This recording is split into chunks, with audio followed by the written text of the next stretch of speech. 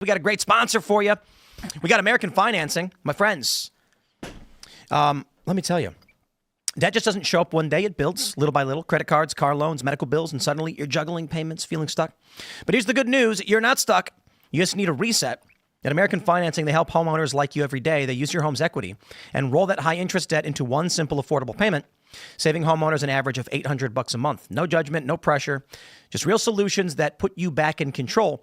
Imagine breathing again, sleeping again, knowing your future is yours to shape. It starts with one call and only takes 10 minutes to get started, and there are no upfront fees, so it costs nothing to find out how much you can save.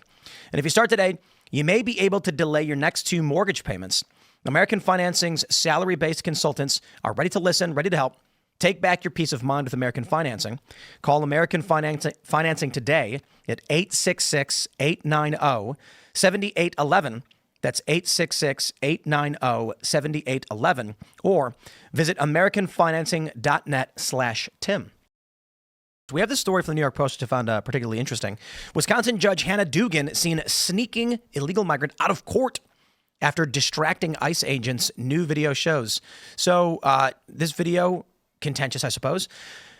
Democrats are arguing that Trump's going after his political opponents. But here you go. Here's just, you can watch. Quote, despite having been advised of the administrative warrant for the arrest of Flores Ruiz, Judge Dugan escorted Flores Ruiz and his counsel out of the, quote, jury door, not open to the public. In the video, it appears one federal agent hangs back in the hallway and followed Flores Ruiz onto an elevator. Whoa. And then they pursued him, and he ran off.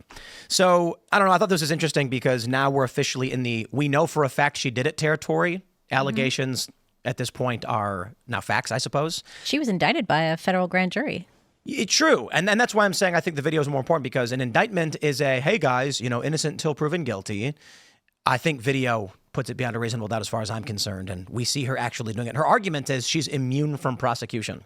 Yeah, that's not true when you break the law. I don't think you're immune from prosecution when you're a judge who's... Now, what's amazing about this, too, is he was in court on domestic violence charges, and the victims, waiting for their own justice, just sat there and watched as he was walked out of court through the jury door, non-public door.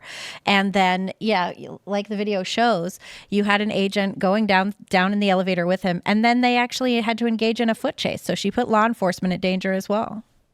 What's going on in this country right now? Right. So with stories like this, the lawlessness has reached the highest levels of state governments, the federal government with the Biden DOJ going after people. This is just another example of the lawlessness. James, you were targeted by the Biden DOJ. And then what happens? I think you won in the end, or how did that Well, since I was on your show last, the FBI dropped the case in February, March or so. They gave me back my phones, but they released the affidavit, the probable cause. That was when you get a search warrant, you have to release the probable cause. They redacted every single word of the probable cause. It's a big black lines. And so, I think what's happening is institutions have become systemically corrupt at all levels. And people say, call Cash, call Pam. It's like I'm supposed to call the number one person at the top of the entire pyramid to have any semblance of justice. That's how you know the system's really broken. When everyone's solution is to do that. And I think people need to understand that even if Cash, Pam, or Dan are at the top, they're still looking down at this entire field of corruption. Of bureaucracy and corruption. Absolutely. And so the corruption's entrenched, and we'll utilize the bureaucracy to make sure that they don't have to move. Correct. And even if you're an incredibly ethical and moral leader, you can't be on top of that entrenched bureaucracy and corruption. But this is great because you have her on video. This is what we talk about at O'Keefe Media Group. Incontrovertible evidence, not circumstantial evidence or hearsay, but she's actually on video doing it. Right. So, I was obviously out for the past few days, but I was still following the news, of course. And then I'm riding in a car when I hear about these Israeli staffers who were shot and killed. And the story that's since come out with the details is substantially worse than the initial reporting, right? That the guy... As the young woman is crawling away to try and escape, he's shooting her. Then he reloads while screaming. He reloads and keeps shooting her. Yeah. And, to me, it feels like, Jesse Waters called it Summer of Love 2.0 already. because of the amount of violence we've already had. It's not even summer yet, and we've had with the Tesla fire bombs. We had, to be fair, the assassination was last year, but still, since Trump got reelected, we've had street violence, protests, Tesla attacks. We've got now these two assassinations. We have members of the judiciary violating the law. If these institutions are systemically corrupt, like what happens in the next 10 years? Well, this is the Democrat playbook, really, when you stop and think about it. They always say no one is above the law until they're not. When the shoe's on the other foot. Yeah, exactly. Until it's them. And this is the Democrat playbook now. They are going to literally use the textbook definition of terrorism, which is the unlawful use of violence to intimidate or harass, typically for political gain. That's what they're doing. It's very easy to see, but it's ridiculous the hoops that they jump through to try to justify their behavior. And they will go to bat for these individuals. They went to bat for Luigi Mangione. They go to bat for so many of the worst in their own side, and then wonder why they begin to start hemorrhaging that public support. Well, for now, I mean, it feels like, just for people who are wondering where I was the past few days, I was actually in LA hanging out with Bill Maher. Actually, just hanging out for a couple hours. Flew out. It's nuts flying to LA. So it's one whole day to get there because you lose hours. I land, I go to bed. Then I wake up and we get ready, basically just do nothing for a few hours to get ready. And then in the evening we do the show, and then I immediately fly back and it's a whole another day. But, talking with him about these things, the one thing that he agreed with me, and I guess the episode's coming out on the weekend, I don't know when, is that the only, I've said this quite a bit, what makes you left or right is not what policies you want, but what you believe is true, to which he agreed. And he obviously thinks things that are not true, in my opinion. And I told him that. And, he was all right. It was cool. It wasn't super contentious. But the issue that I see is, as this hyperpolarization continues, you've got judges who believe they're justified in going after people because those people are evil. You've got, James, you are the example I use when it comes to media like Wikipedia in fabricating reality to attack someone on ideological grounds. And in 10 years, the boomers who are more chill, like we don't want to fight, and they're largely the people who have the view like, no one wants to fight. There's not going to be any conflicts. Not going to happen. The younger generations are like Hassan. Watching Hassan Piker, who, gets as close as you can to calls for violence without directly telling people to do it. And now we can see what happens when that culture and that rhetoric expands.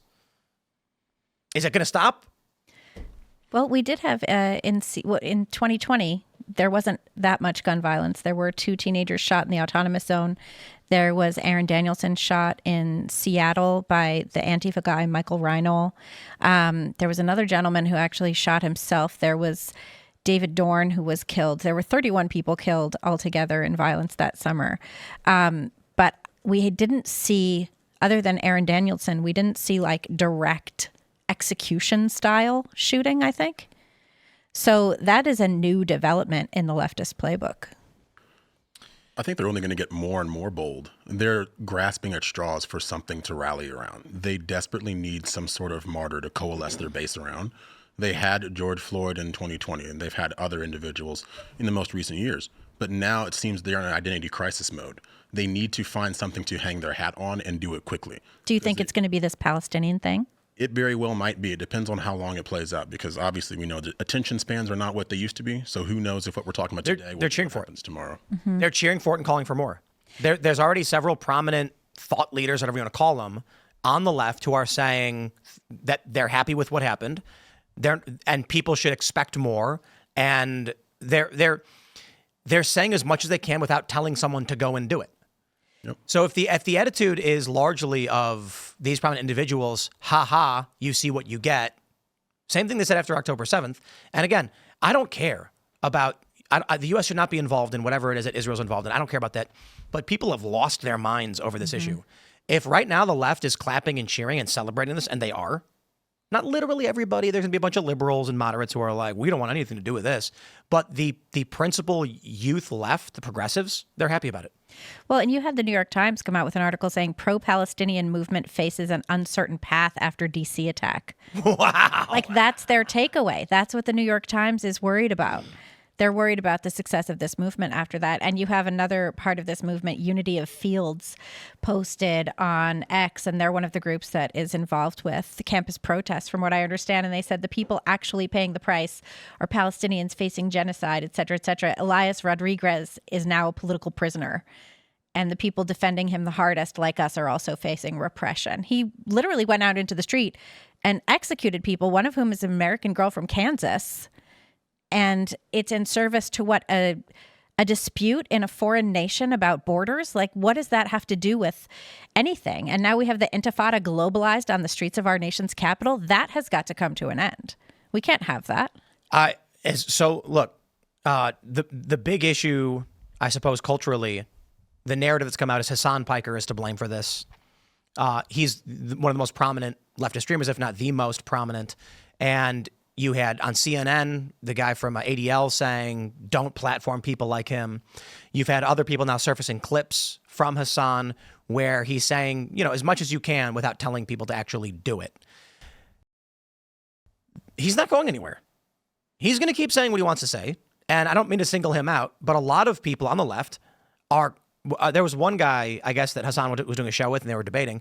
I'm not going to say his name, but he put out tweets saying, he said something like, the only reason they keep doing this is because you let them. And then he followed up with, it's easy to buy a gun in the United States. Right. That rhetoric is not going to stop. There are people who constantly say to me, oh, it's normal. Who cares? Nothing's going to happen. And I'm like, just tell me why anybody backs off. If they're celebrating this and cheering for it and calling for more, why would it stop? Mm-hmm. Yeah, I don't see how it would. Elias Rodriguez apparently declared that he had a gun in his checked bags when he took his flight from Chicago to DC. And it looks like he came with the express purpose of doing this kind of violence. He bought a ticket to the event, I think. Wow. Yeah. There's just no fear of repercussions anymore.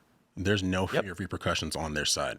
I mean, and we know what the intent is, but they will march right up to that line. James, I know you've seen this happen plenty of times yourself. They will get as close as they can. That's why James Comey had the picture that he posted, right? Mm-hmm. I'm not going to come out and say it, but I understand what the intent could be. And I think that's where we're at as a society, is the left is going to march up to that line, but then hope that someone is just radicalized enough to essentially do their dirty work for them. Mm-hmm. Thanks for checking out this clip from Timcast IRL. Make sure to watch the show live Monday through Friday at 8 p.m. Subscribe to this channel, and we will see you all there.